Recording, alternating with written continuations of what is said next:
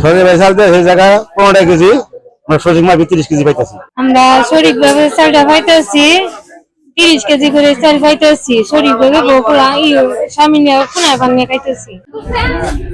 যদুনাথপুর ইউনিয়নের এখানে 3টি ওয়ার্ডের মাঝে 4, 5, 6 এই 3টি ওয়ার্ডের মধ্যে খাদ্য বান্ধব কর্মসূচির আওতায় এখানে 556 জন উপকারভোগী কার্ডধারীকে এখানে 30 কেজি করে 15 টাকা কেজি দরে চাল বিতরণ করা হচ্ছে।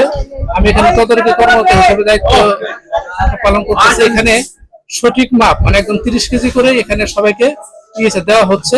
এই চাল পেয়ে যারা এখানে কার্ডধারী হতদরিদ্রদের মাঝে আসলে মূলত এখানে চালগুলো বিক্রি তারা খুবই মানে উপকৃত এবং তারা কিন্তু বর্তমান সরকারকে ধন্যবাদ দিচ্ছে। এই খাদ্য বান্ধবের আমাদেরকে চাউল দেওয়া হয় সরকারি ভাবে জন্য। আমাদের কৃষি অফিসার এখানে যুক্ত আছেন, উনি ওনার সহযোগিতায় আমরা এখানে চাউল বিতরণ করি।